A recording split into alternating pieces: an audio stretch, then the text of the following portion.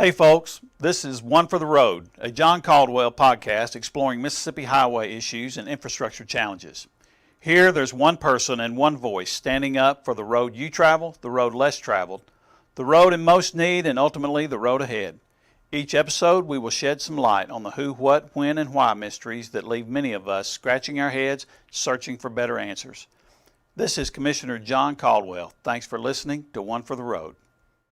2026, Episode 1. Hey you, don't bother me with the facts. Can we be proud of accomplishments and do critical analysis at the same time? Not only can we, but we must, we are, and we will. So what went right and what went wrong? Winter Storm Fern was predicted many days in advance. It formed a little differently as it approached. Snow predictions became ice predictions. It arrived right on time. Ice ranged from freezing rain to sleet mixed with snow. The weatherman's term wintry mix was on full display. Ground zero, Mississippi, more specifically, Oxford. While the home to Ole Miss stayed in the crosshairs, communities on a particularly wide swath felt the storm's impacts. From the Mississippi to the Tom Bigby, Fern kept the response off balance. Bad road conditions here, roads blocked with trees there. As often is said of combat, our plan didn't survive first contact.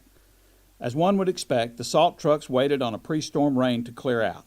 Afterward, brine was supplied to nearly every highway in North Mississippi just in time for the ice storm. The effectiveness of that is under review, but it seemed to have helped the most during plowing efforts early on Saturday morning. As the temperatures dropped and precipitation washed away some of it, the benefits seemed to fade. Salt or brine or other ice-melting chemicals are used all over the country and here. The really good stuff that works in the lowest temperatures is more corrosive to roads, bridges, and vehicles, including the equipment used to apply it and everyone's personal vehicles. It's the reason people recommend that you don't buy used cars and trucks from up north. As the hard, colder storms become more frequent here, we'll have to invest in more of it and accept those consequences. More significantly, the freezing rain began to break limbs and topple trees in several areas. Power lines fell, roads were blocked, highways were blocked, emergency services were blocked. Utility crews needed to reach those without electricity and heat. Lives were on the line. That focus of effort taxed the limited resources of the Mississippi Department of Transportation and caused other areas and people to wait as conditions worsened everywhere. Communications and miscommunications challenged our resources further. MDOT crisis response became a dangerous and costly game of whack-a-mole. Frankly, we missed some, but everyone continued to swing. A weather person on TV used the term snow creep for what was experienced in DeSoto, Tate, and Marshall counties. Inches of otherwise loose pellets of sleet were bound together with just enough light snow and mist. Others had more problems with the trees and the power lines across roadways. Some of the district had both, bad road conditions along with the power outages as the dangerously cold temperatures settled down on us. Snowcrete and sleet were followed with more freezing precipitation. Key portions of vital interstate highways like I-22 in Marshall County and I-55 in Tate and Panola showed exactly what can happen when weather overcomes allocated resources and original plans are relegated to the trash heap. Mississippians and Mid-Southerners across several states had been rightly advised to shelter in place while snow and ice outpaced our efforts.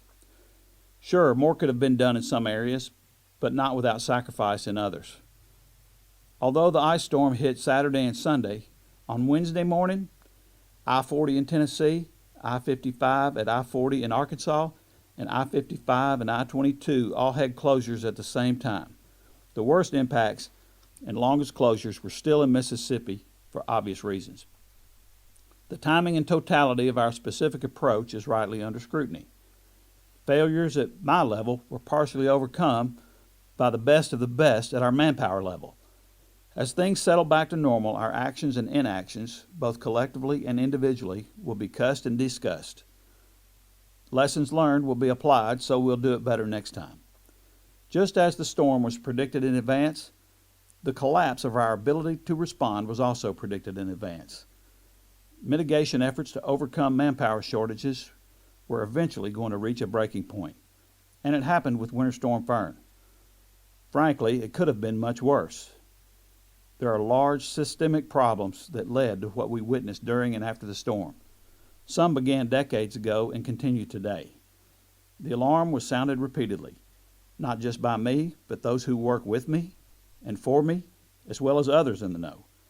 That alarm may not have been totally ignored, but it wasn't fully heeded. The alarm wasn't conservative or liberal, politically beneficial or fun. It was hard truth. But the path of least resistance was adopted over and over. Watch and wait, fix it later. Now, the most vocal critics, some of whom didn't join the chorus of sounding that alarm or offering a solution, are the very ones who can tell you exactly what should have been done yesterday at 2:37 p.m. But let's not get sidetracked. It's bigger than one storm, one highway, or one person. We have a problem that will continue to raise its ugly head in the future. Our system is buckling. Let me explain what I mean by that. First, the commission system. Mississippi's Transportation Commission was restricted and frankly disabled by well-intentioned but misguided legislation a long time ago. While politically an elected commissioner gives people a unique voice in Mississippi compared to other states, the transportation commissioners cannot direct employees and equipment efforts for maintenance, construction, storm prep, or response. The commission doesn't have the authority to direct, hire, fire, or set pay rates for any other person than the MDOT executive director. It is, in effect, a policy commission only, much like that of a corporate board. For those who believe government should run like a business, this model seems to work. For those who want commissioners to be the Elon Musk or the Donald Trump of their district, you will need legislation to change that. The commission and its commissioners function under the current statute within that corporate board model. If the collective commission wants to be a more influential board of directors, it only takes 2 votes. But the commission and commissioners cannot return to what it and they once were without some new legislation. The legislative alternatives are: number 1, to leave it as is; number 2, empower the commission; or number 3, abolish or modify the commission, such as placing the transportation department under the state's chief executive. The state's already involved in a court case that could redraw our district lines and impact us more. The status quo forces reliance on a Jackson-centric bureaucracy that simply leaves North Mississippians to do with less. I requested early in my first term that we push to re-empower the individual commissioners and the commission, and I still think that would be a good thing. However, the political reality is clear. There is little or no chance of that. Lastly, for this podcast's sake, the money system. Isn't it always about the money? So in addition to a limited commission, we have limited money and limited means to distribute it. When highway funding fell short, MDOT adjusted.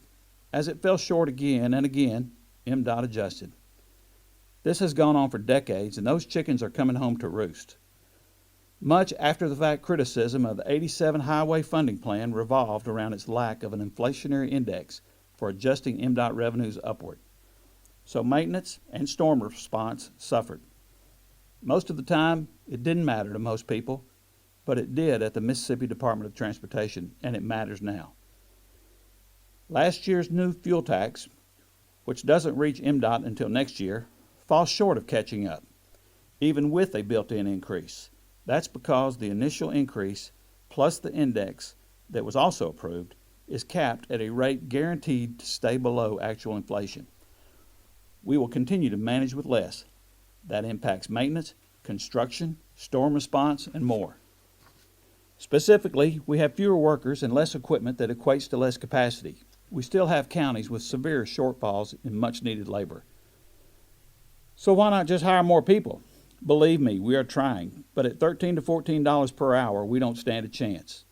Commissioners are not empowered to hire or fire or set pay rates for MDOT employees. So we suffer the shortages and appeal to the legislature on your behalf.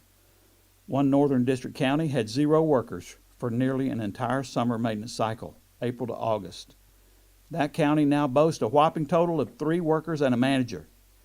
Other counties with a history of 1 or 2 employees have also gone up to 3 workers and a manager. If we use 2 flagmen for safety, the actual project crew shrinks to almost nothing. Some work becomes impossible without combining crews.